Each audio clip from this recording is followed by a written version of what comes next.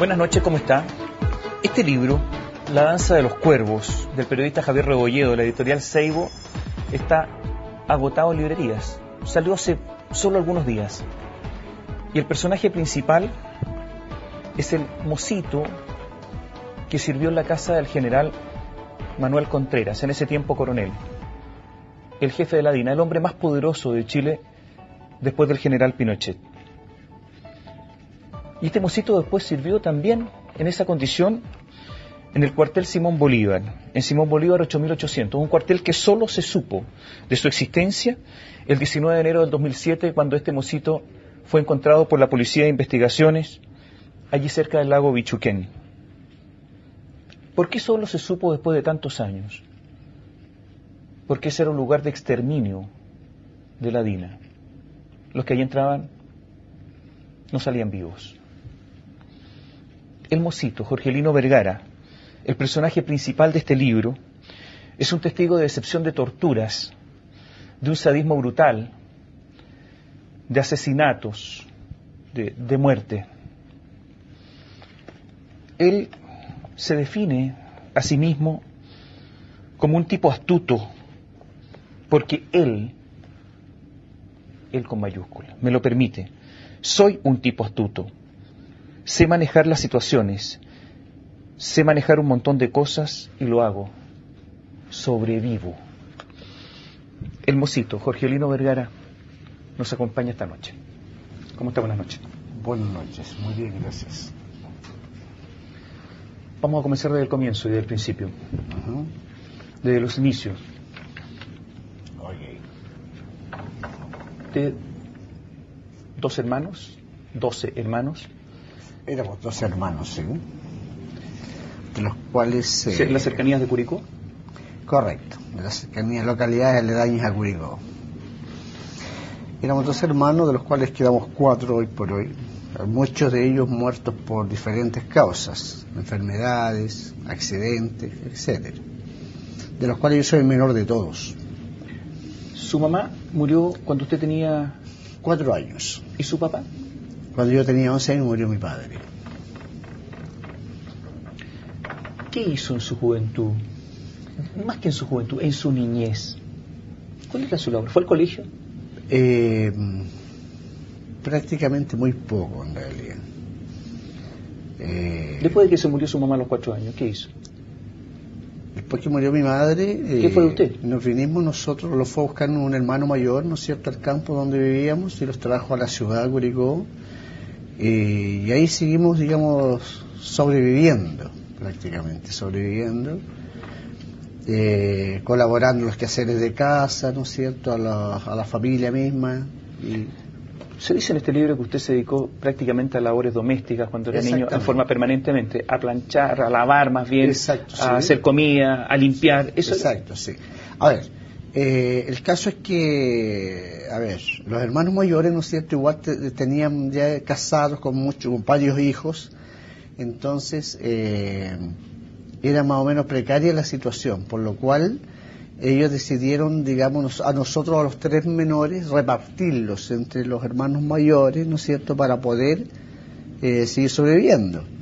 Entonces ellos no estaban en condiciones adecuadas para poder darles los estudios, simplemente para sobrevivir. Entonces, de hecho, por eso mismo teníamos que colaborar en los quehaceres de casa, tales, por ejemplo, como lavar, ayudar a cocinar, picar la leña para el...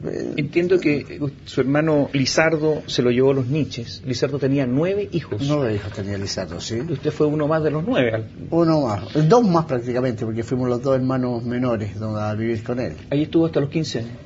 Hasta los 12 años. 12 años. 12 años, sí.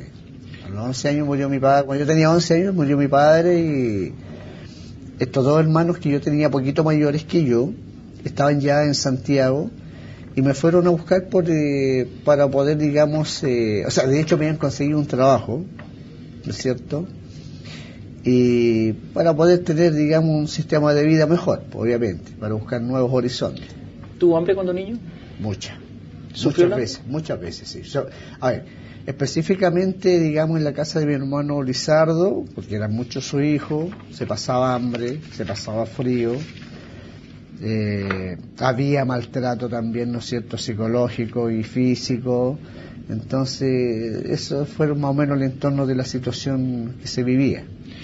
Entiendo que José Vicente, uno de sus hermanos, que trabajaba con el director de Correos y Telégrafos, que era un general en retiro, Garbarino Mondujano, él hizo el contacto para que usted entrara a trabajar en la casa del coronel Manuel Contreras Sepúlveda. ¿Usted tenía cuántos años? 14, casi 14 años. Y desde ese entonces usted llegó y se transformó en mocito. Exactamente, llegué a cumplir labores como asistente mozo a la casa general Contreras y en eso me desempeñé, ¿no es cierto?, por un lapso de 2 años. ¿A los 13, 14 años le ponen una chaqueta blanca, una corbata negra? Sí, una humita negra, una casaquilla blanca para atender, ¿no es cierto?, mis labores propiamente tal como asistente mozo.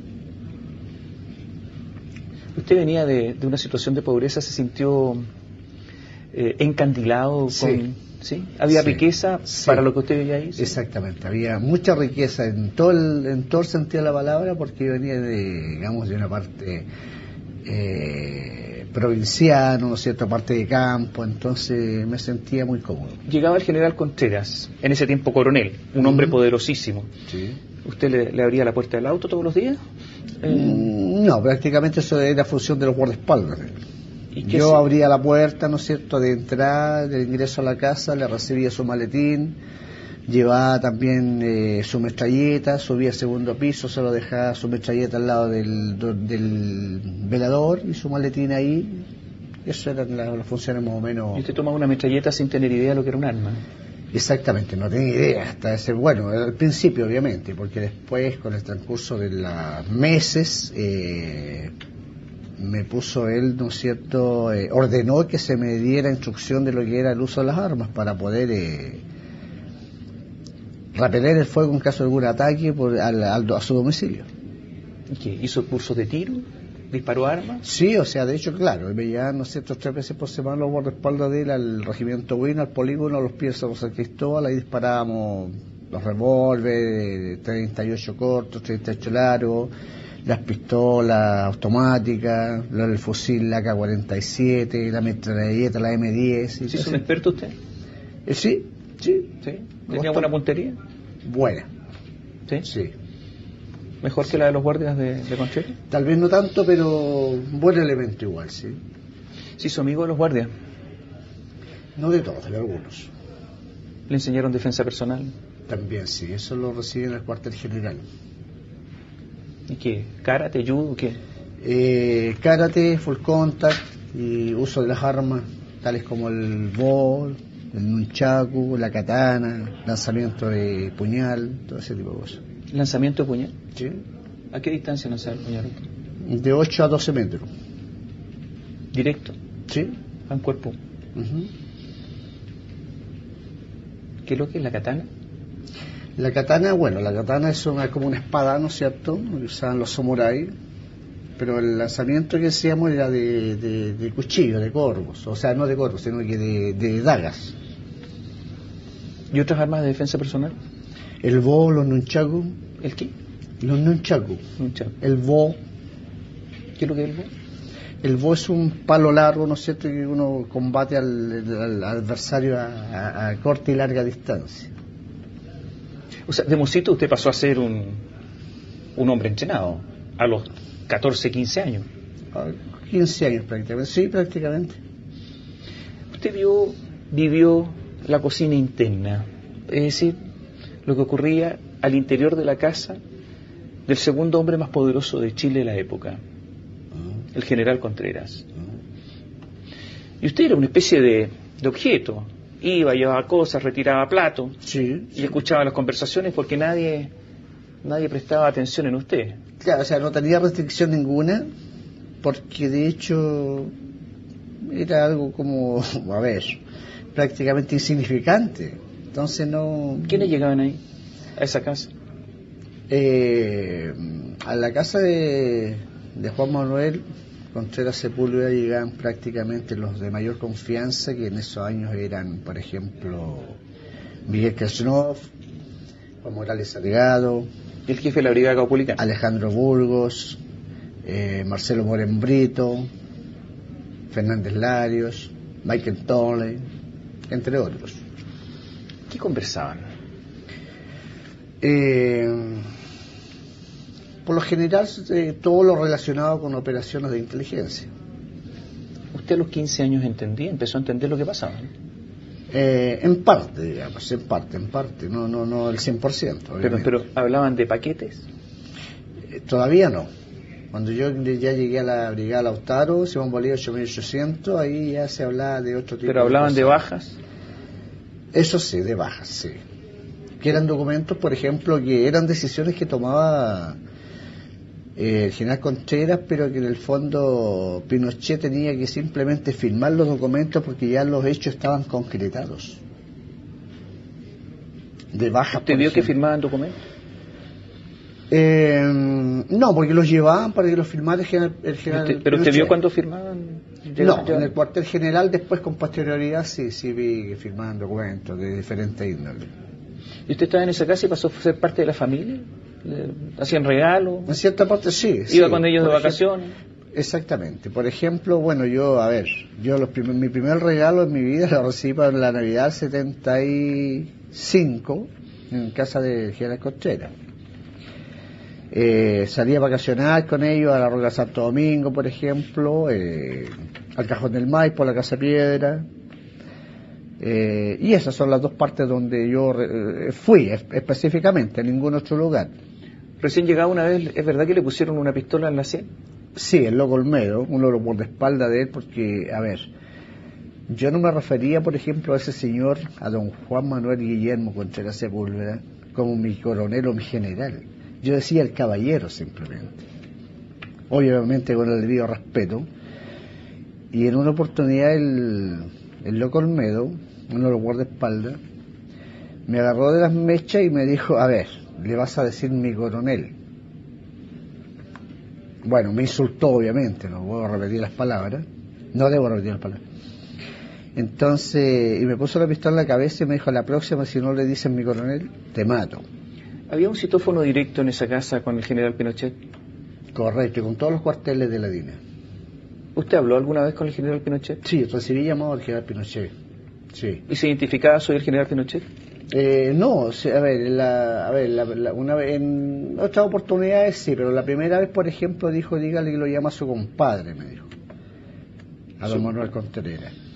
Entonces yo le pedí a Mariela, una de las hijas del general Contreras,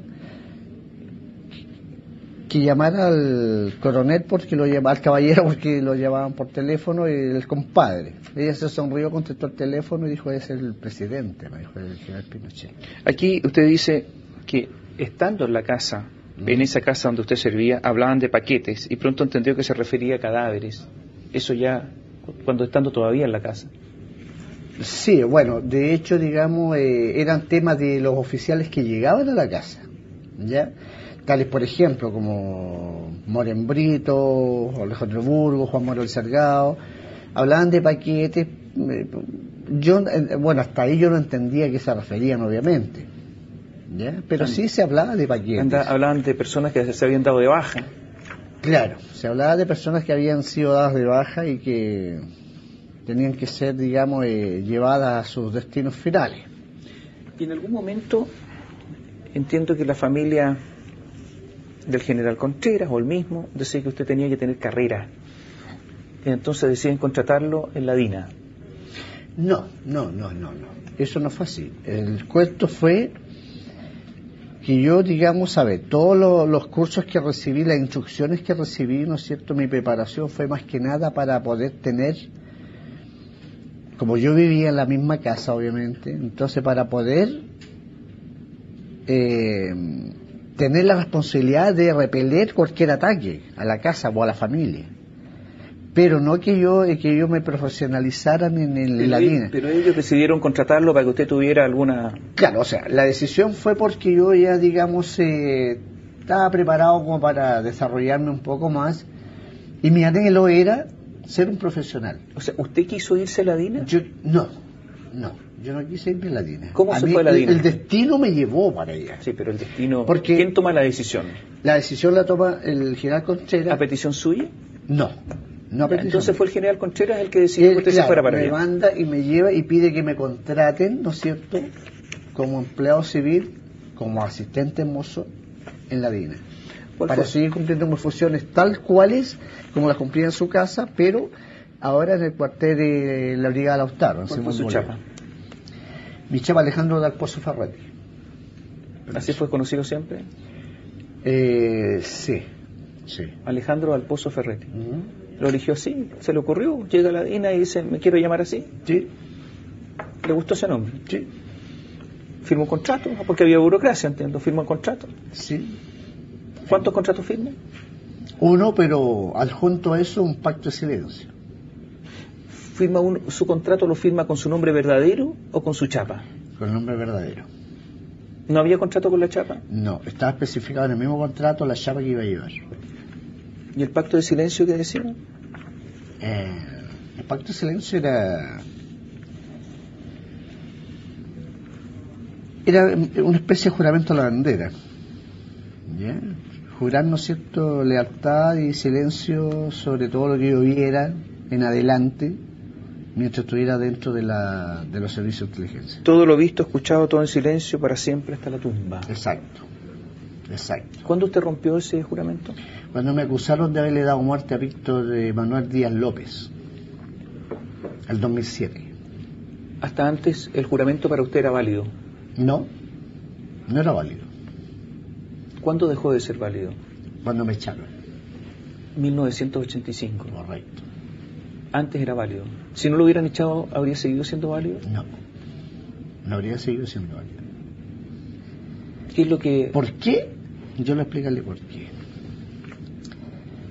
Porque pasa que hubieron muchas situaciones en las cuales, por ejemplo, yo nunca estuve de acuerdo. Obviamente que no se lo comenté a nadie. Pero yo no estaba de acuerdo con que mataran gente, incluso gente inocente. ¿Y usted le dijo a alguien que no estaba de acuerdo? No. ¿A nadie? A nadie. ¿Ni a sus hermanos? Jamás. Una vez lo dije y ahí me pusieron entre ceja y ceja. Cuando se lo dije yo a José Manuel Sarmiento Sotelo, suboficial sargento de Carabinero, yo llegué al cuartel viniendo de Villa Grimaldi, porque Villa Grimaldi funcionaba como un casino para todos los funcionarios, ¿ya? Independiente que estaban en los subterráneos, los cuarteles llenos de detenidos, torturándose y todo el cuento. Y yo le di a entender a José Manuel Sarmiento Sotelo que no deberían seguir funcionando miembros de las 4 instituciones de las Fuerzas Armadas en la DINA, o la CNI y la CNI, porque estaban enlodando la honra de los funcionarios de las Fuerzas Armadas, que deberíamos haber sido solo civiles preparados, que los prepararan los civiles y funcionar como... ¿Pero prepararlos para matar? No señor, para poder seguir funcionando con un organismo de inteligencia que recopilara información y fuera dada a conocer, cosa que en el fondo nunca se hizo. ¿Salió alguien vivo de Simón Bolívar? Jamás, nunca, nadie. ¿Todos fueron asesinados? Uno solo salió vivo. ¿Todos los otros asesinados? Todos asesinados. Y ese único... Del cuartel Simón Bolívar hablamos en un instante más. Ok.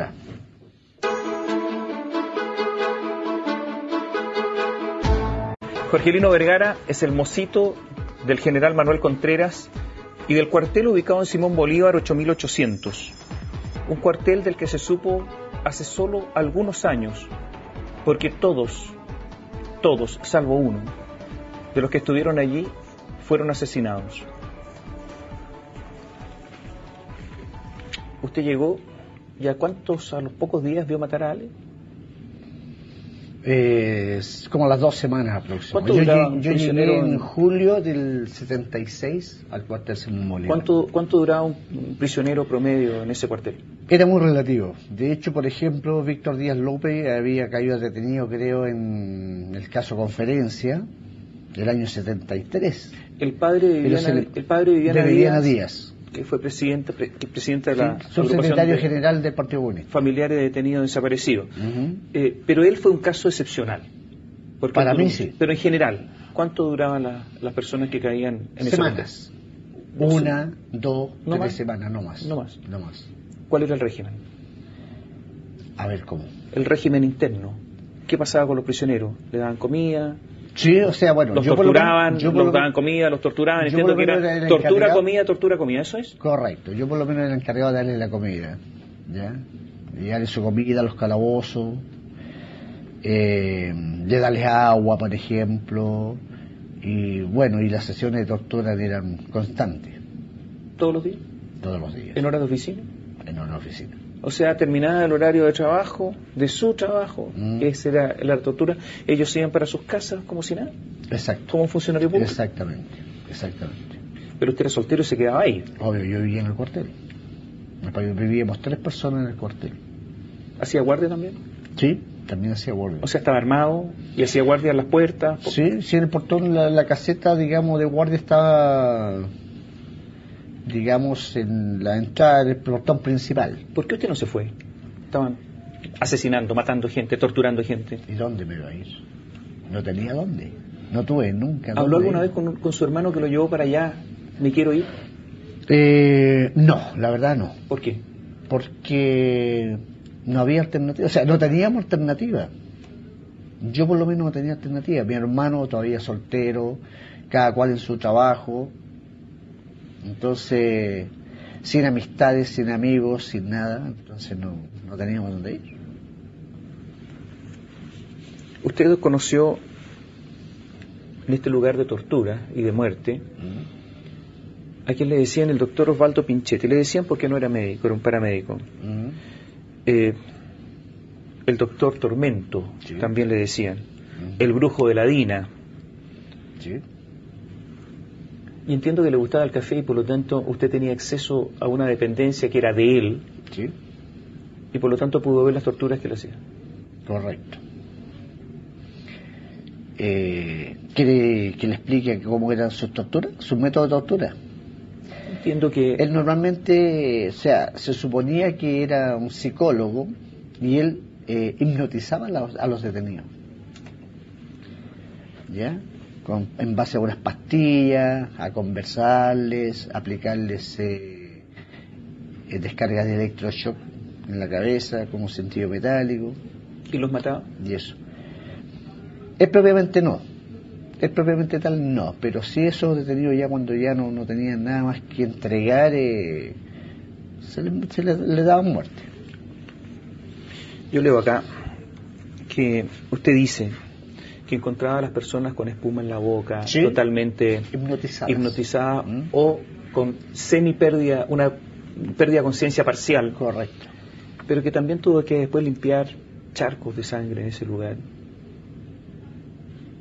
Sí, sí, es efectivo. Que usted entró, vio a las personas torturadas, pasaba algún momento, pasaban las horas y después no estaba esa persona, pero había charcos de sangre. Sí, en ese es lugar. que él hacía un simulacro, el doctor Pinchetti hacía un simulacro con los prisioneros,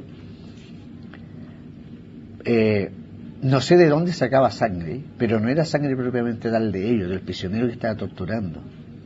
Porque él les ponía como una mariposa y una aguja inyectada, y en el techo de esa caseta tenía un espejo. Entonces el prisionero, maniatado y todo el cuento de pie y mano y de cintura, veía cómo caía la sangre al piso, pero no era su sangre. Y esa era la sangre que yo tenía que limpiar después. Pero de todas maneras terminaban en condiciones tales que después eran asesinados. Sí, efectivamente. ¿Cuántas personas vivían en ese lugar?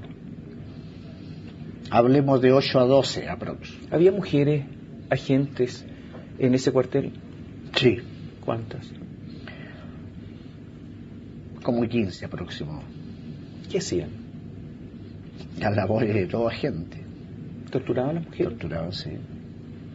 De igual con los... Hacer guardia, hacer los ¿armadas? informes, armadas todas, sí. ¿Mujeres armadas? Sí, por supuesto, todos armados.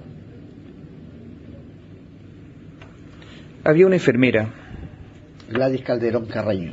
¿Qué hacía esa enfermera? Teniente de ejército. Ella era la encargada, digamos, de poner el tiro de gracia a todos los muertos. le inyectaba le ponía la inyección letal que era cianuro a la vena para asegurarse que sí estaría muerto. El prisionero que más duró en este cuartel de Simón Bolívar fue Víctor Díaz. Víctor Díaz López. Hay un testimonio que dicen que lo mató usted. Usted dice que no lo mató. No, yo no lo maté. Pero lo acusaron a usted de haberlo matado. Me acusaron a mí de haberlo matado, sí. De hecho está en ese libro también que a mí se me olvidó, pero yo no tenía ninguna relación con los detenidos más allá de darles la comida y darles agua y...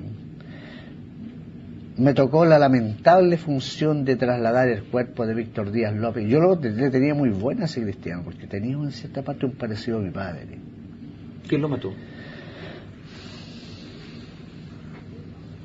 Al principio fue el elefante. Le decían el elefante, no me acuerdo, Piña, Juvenal Piña. Juvenal Piña fue a darle muerte al calabozo por asfixia con una bolsa plástica en la cabeza y no lo mató. Posteriormente, los encargados de empaquetarlo fueron el Negro Escalona con el Daza.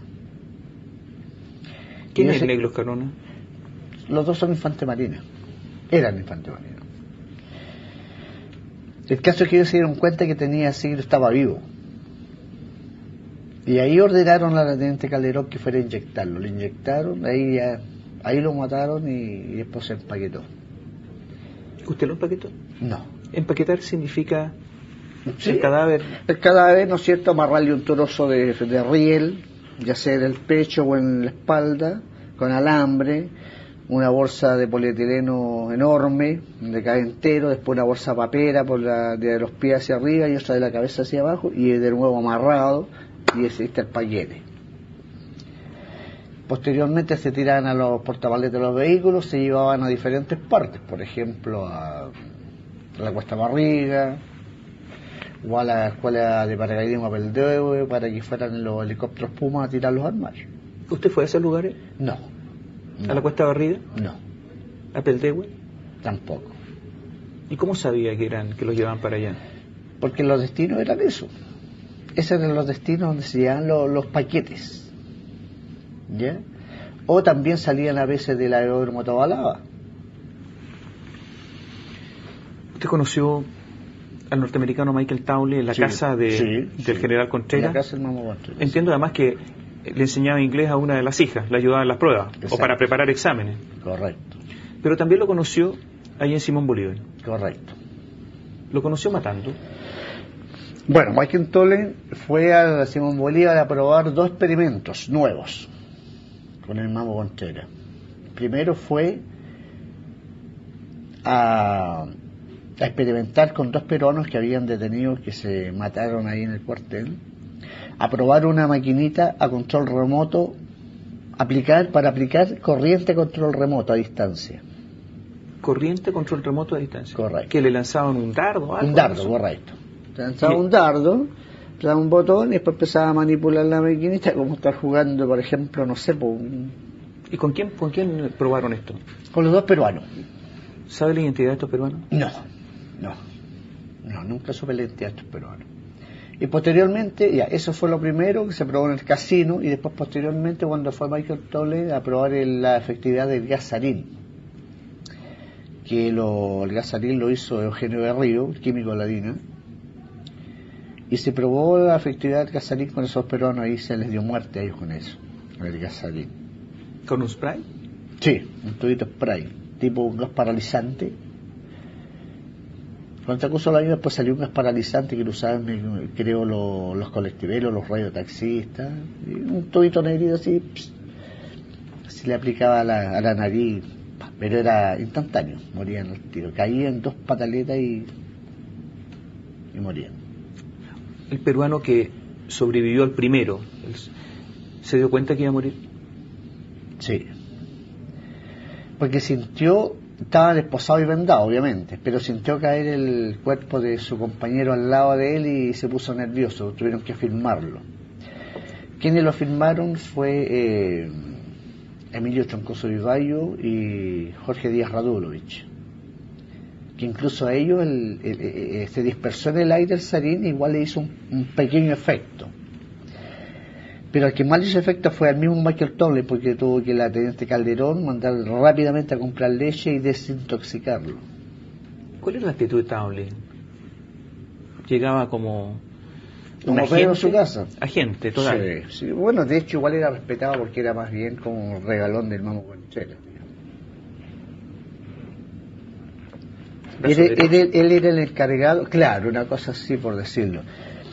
Él era el encargado de traer todos los medios más sofisticados, digamos, de, por ejemplo, las mini grabadoras, las mini cámaras fotográficas, los lápices pistola, todo ese tipo de cosas. Los micrófonos inalámbricos para hacer espionaje. ¿Quiénes eran los asesinos en ese lugar? ¿En el cuartel Lautaro? Sí. Ahí en Simón Bolívar. Todos. ¿Todos mataron? Prácticamente. No, a ver, no todos mataron, pero hay una complicidad que en el fondo lo hacía prácticamente ser asesino y todo, a todos. ¿A usted le ordenaban empaquetar cadáveres? Como dice usted, empaquetar, digo, entre comillas. No, la verdad es que me pedían que ayudara, porque oye, tráeme esos sacos, tráeme ese pedazo de río, tráeme esos alambres, tráeme esas bolsas, así más allá de eso, no. Los prisioneros sabían que iban a morir, ¿no? Presentían, en cierta parte presentían. De hecho, sí. Sí. Murió un profesor de historia de la Universidad de Chile ahí. Este es el nombre que no me recuerdo en este minuto. Sí. Sí. En el mismo periodo en que murió Palma. Vamos a hacer un alto porque en ese lugar también estuvo Armando Fernández Larios. Recordemos que se fue a Estados Unidos, fue condenado a 7 años por el crimen de Orlando Letelier y de Ronnie Moffitt, pero que después estuvo solo 5 meses en la cárcel porque colaboró con las autoridades norteamericanas. De él conversamos en unos instantes más.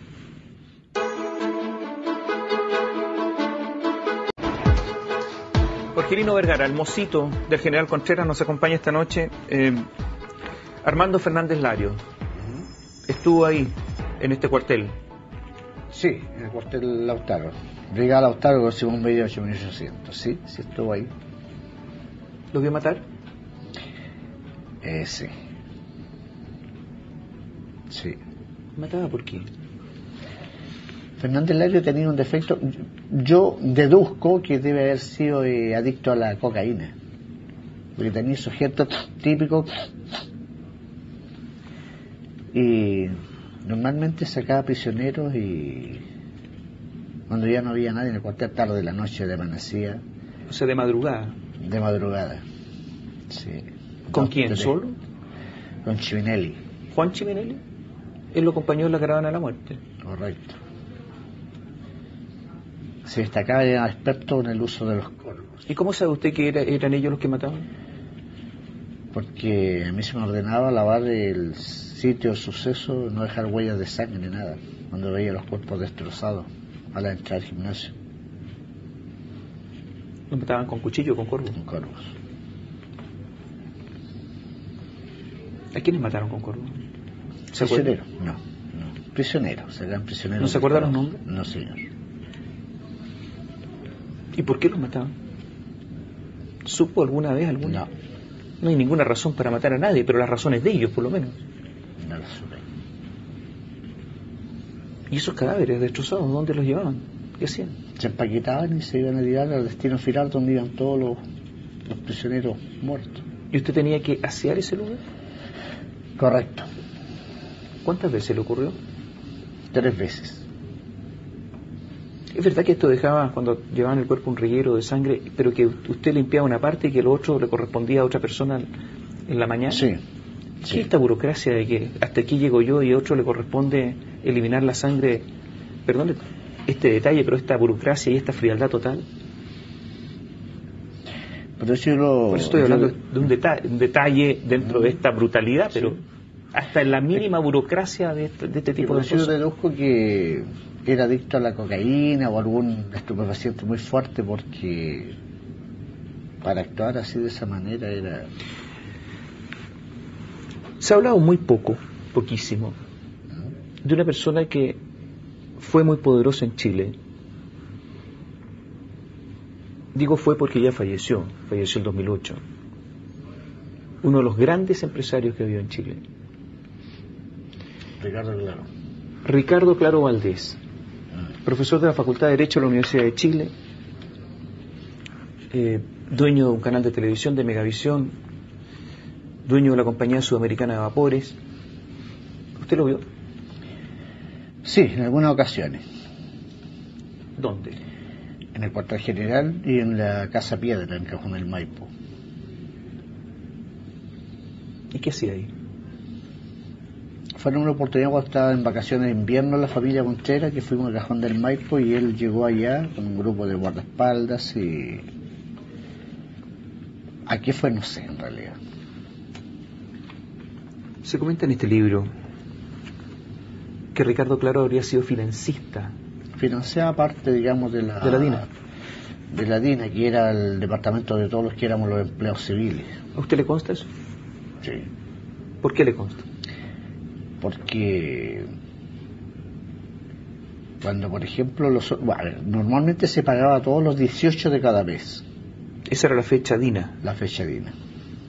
Y cuando se atrasaban los sueldos, 22, 24, 25 del mes, se recurría a Ricardo Claro para que facilitara la plata a Boxer, que era Boxer solamente, no Boxer, y después pasó a ser Boxer y Asper Limitada, la empresa encargada de los que éramos los civiles.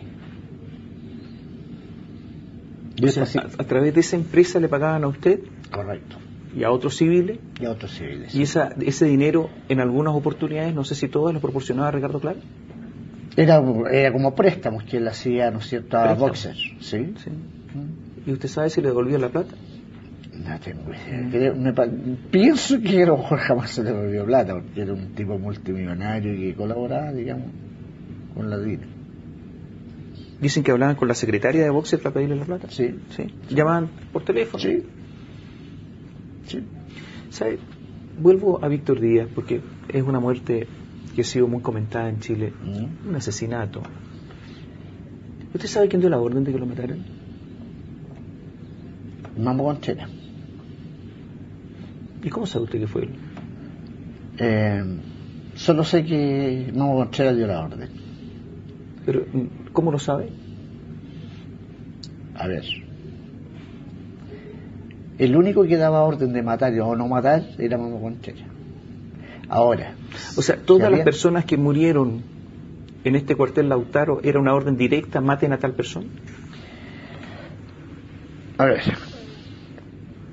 él estaba interiorizado por los medios, por los subalternos, que en este caso eran Morales, Barriga, Lorenz, Fernández Lario. Ellos decían, oiga, ¿sabe qué? Este tipo ya no se le puede estrujar más. Mátelo. ¿Ese era el lenguaje? ¿No Así se le puede es. estrujar más? Exacto, ese era el lenguaje. ¿Qué usaban para torturar la Gigi, dice usted? Sí, sí. Palos, tipo de todo en realidad. Manos, pies, golpean a la gente de una forma pero brutal. ¿Qué es la Gigi? La Gigi es de estos teléfonos antiguos, genera corriente, ¿no es cierto?, al aplicarlo. Se sacaban dos cables. En cada extremo, en cada cable se amarraba una llave. Y esa llave se le ponía, por ejemplo, una debajo de la lengua y la otra en los órganos genitales al detenido, y se le empezaba a dar. Espantoso. También había una cama, sin colchón, un camarote. Sí, una litera sin colchoneta, ahí se amarraban siempre, porque el efecto de la Gigi era más efectivo a fierro pelado. ¿Y es verdad que colgaban personas de brazos y de pies que quedaban como soportando el peso? Sí. ¿Cuánto tiempo? ¿Cómo lo hacían? ¿Qué es eso?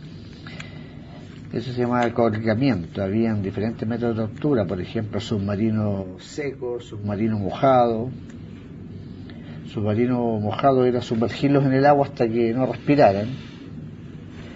Submarino seco era, por ejemplo, metían una bolsa plástica en la cabeza y se la amarraba y esposado y vendado y todo el cuento. Entonces llaman del tipo, ya no se movía esa bolsa, se le sacaba. Hay un personaje en Chile conocidísimo por su brutalidad, Osvaldo Romo, el Guatón Romo. ¿Estuvo en el cuartel? No, en el cuartel no. El cuartel general pasaba así, iba frecuentemente. Pero ¿Con autoridad? O sea, el tipo era admirado por su brutalidad, digamos, por el hecho de entregar a sus propios compañeros, torturar a sus propios ex compañeros, a los cuales él se encargaba de ir a buscarlos, torturarlos, darles muerte. ¿Usted conoció a la flaca Alejandra? Sí. ¿Dónde? En el cuartel Simón Bolívar. Iba con frecuencia. Iba al cuartel la flaca. Ese es otro caso de una persona que delató a compañeros. ¿Cómo? Ese es otro caso de una persona que delató a compañeros. También sí, por supuesto, sí, pues sí, ella pertenece al grupo El MIR, fue baleada, en enfrentamiento cayó y se dio vuelta la chaqueta y pasó a formar parte de la DINE. Yo entiendo además que intentaban hacer desaparecer las huellas de los cadáveres de manera de que no fueran reconocidos. En ese tiempo no había las técnicas que hay hoy día para identificación de ADN, etcétera, y por lo tanto, no te entiendas, así era, y por lo tanto hacían prácticamente borraban las huellas de las personas. Con sopletes. Con el soplete antiguo, que se le pone parafina, se le inyecta aire y se le queman las huellas dactilares, las cicatrices, por ejemplo. Y eso, y a la vez, mientras se le estaban borrando las huellas, ¿no es cierto?, los agentes encargados de cumplir esa función sacaban su cortapluma, si tenía una tapadura de oro, por ejemplo, el detenido se la arrancaban, se echaban al bolsillo. ¿Usted salió de ese cuartel qué año? El 77. Vamos a hacer una pausa y le voy a preguntar qué hizo después. Por ejemplo, si hizo algún operativo. ¿Ya? Si estuvo en la operación retiro de televisores. No. Volvemos en un instante. Jorgelino Vergara, el mocito del general Contreras, nos acompaña esta noche. Ese fue del cuartel Lautaro, ahí en Simón Bolívar. Siguió trabajando. Sí. Después en la CNI, con el general Odlanier Mena. Sí. Y cuentan en la página... A ver, antes de eso, el ministro en visita al juez Víctor Montillo no presentó acusaciones contra usted porque estimó que usted era menor de edad, sí, a la época en que estuvo participando en este cuartel. Sí. Más adelante usted es mayor de edad. ¿Cometió algún delito? No. ¿Participó en tiroteos? No. ¿Disparó alguna vez? Muchas veces disparé, pero en práctica de tiro. ¿Contra personas? No, señor. Aquí usted dice en el libro, para terminar el libro, lo último, dice: mire, le voy a poner un ejemplo. Usted es un niño adolescente en la brigada Lautaro. Posteriormente pasa a otra brigada. Tiempo después, ya estando metido en ese grupo, viene un oficial cualquiera de la jefatura que existe en su unidad y lo incorpora a usted a salir a patrullar en las poblaciones. Cualquiera de las poblaciones más peludas que hay en Santiago. Y usted obviamente va armado, ya sea con una metralleta o con un fusil. Y resulta que le reconocen el vehículo y la gente de la población le empieza a atacar. Si ve, por ejemplo, que hay un grupo de personas que están armadas y empieza a dispararle a usted, usted incorporado a ese grupo operativo que anda patrullando con la posibilidad de que lo pueden matar, ve cómo empiezan a dispararle y para repeler el fuego dispara. Y por esas cosas mata o le da a alguien, obvio que en defensa propia. ¿Qué pasaría? ¿Qué haría usted? ¿Cierto? Estas son situaciones que se podrían haber dado muchas veces. ¿Se dieron esas situaciones? Se podrían haber dado muchas veces. ¿Se dieron? Se podrían haber dado muchas veces. Ya, pero eso es un condicional. ¿Se dieron? Yo le pregunto, ¿existió eso? Se podrían haber dado muchas veces, señor. ¿Participó en grupos operativos? No, señor. Dicen acá, en alguna parte de este libro, que usted estuvo en unos operativos viajes al sur del país y que en estos viajes, donde iba Juvenal Piña, el elefante, el asesino de Víctor Díaz, pasaron por varias localidades, entre ellas Linares, y que su trabajo era recoger restos humanos para hacerlos desaparecer. No. Yo no jamás viajé, jamás participé yo de esas comitivas. ¿Nunca estuvo en eso? Jamás. ¿Conoció el Comando Vengadores de Mártires? Jovema. ¿Quiénes estaban ahí? Está todo mencionado en el libro. ¿Y les consta que mataron gente? No. ¿Cómo supo de su existencia? Era un comentario muy común, digamos, en las unidades, en las brigadas de la CNI, posteriormente a la DINA. En 1980 se realizó el plebiscito de la Constitución de ese año. Sí. ¿Qué hizo ese día? Trampas. ¿Usted hizo trampa? No, señor. Hizo trampa, el Servicio de Inteligencia en general hizo trampa. ¿Qué hicieron? Lo hicieron votar en todas las comunas de Santiago 2 veces. La primera con el nombre verdadero y la segunda con el nombre falso. ¿Con la chapa? Sí, señor. ¿Usted también votó? Sí, señor. 2 veces. 2 veces. ¿Se dio cuenta que esto era una falsedad? Eran órdenes. ¿Quién se lo ordenó? La jefatura de la hacer unidad. Fraude. ¿Quién específicamente a usted le dijo tiene que ir a votar 2 veces? Patricio Ureta Pernas, comandante de la brigada Cuartel Loyola. ¿Fueron todos? ¿Alguien se negó? Todos. O sea, de la época usted sabe que la Constitución del 80, para ser aprobada, se cometió un fraude. 100%. Se cometió un fraude. ¿Y es verdad que se encontraban con otros agentes votando mientras Sí, ustedes estaban votando? Sí. O sea que todos fueron a votar 2 veces. Todos. De todas las unidades. 2 o 3 veces. 2. No sé más. Por lo menos yo estoy diciendo 2 veces. ¿Se ha encontrado de nuevo con los agentes? No. ¿Nunca? Ni quisiera encontrarme jamás con nadie. Usted estuvo hasta 1985. Sí, señor. ¿Qué hizo hasta en 1985? Usted era una persona mayor que había visto todo esto. ¿Qué hizo hasta el 85? Bueno, cumplía labores, por ejemplo, igual como asistente mozo en la unidad que estaba, pero a la vez ya me encomendaban otras cosas, como ir, por ejemplo, a sacar antecedentes al registro civil, como ir al departamento de dactiloscopía, como por ejemplo hacer seguimiento a personas, por ejemplo. ¿Quién lo echó? ¿Quién lo despidió? Álvaro Maldonado Cabrera, pero el gestor de mi despido fue Carlos Groco Muñoz. ¿Y por qué lo despidieron?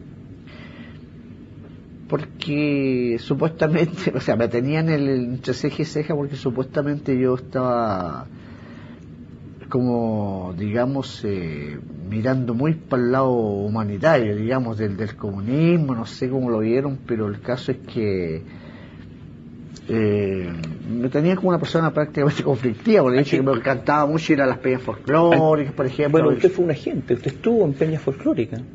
Sí, de hecho sí. O sea, usted... Pero no hablemos de un agente, porque en realidad no fui un agente. Pero usted iba a las peñas folclóricas, iba a una serie de lugares, grababa, sí. Escuchaba lo que decía la gente, después transcribía, hacía informe. Sí. Bueno, eso es ser un agente.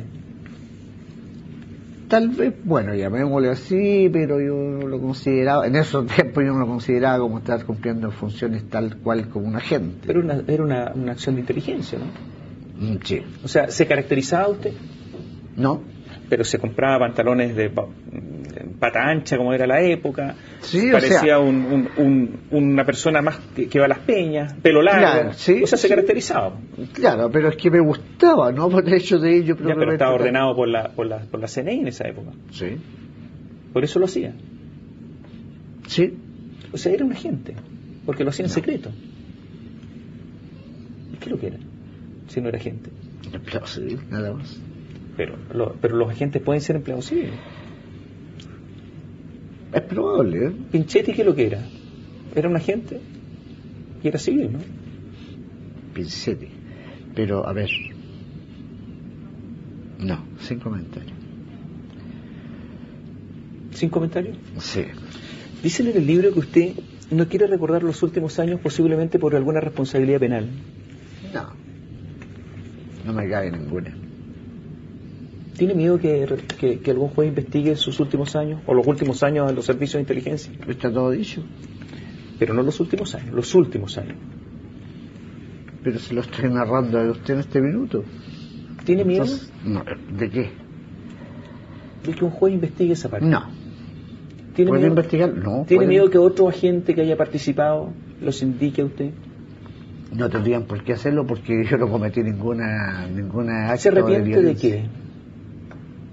¿Se arrepiente de algo? No. De nada. No, de nada. ¿Por qué? Le explico por qué. ¿Qué sacaría yo de arrepentirme a esta altura del partido si en el fondo no logré ni siquiera profesionalizarme como yo quería dentro de este sistema? ¿Usted quería ser militar? Militar clase, militar, pero militar profesional. No para matar,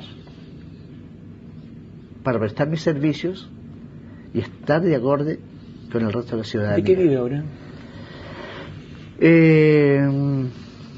No, buena pregunta. Vivo como he llegado. Trabajo honores. Y eso, para sobrevivir. Gracias por darme esta entrevista. Por nada, señor. Para CNN Chile Vivo Vivo. Y a ustedes, muchas gracias por esta entrevista larga, por seguirnos. El mocito de la DINA, Jorgelino Vergara, nos acompañó esta noche. Buenas noches.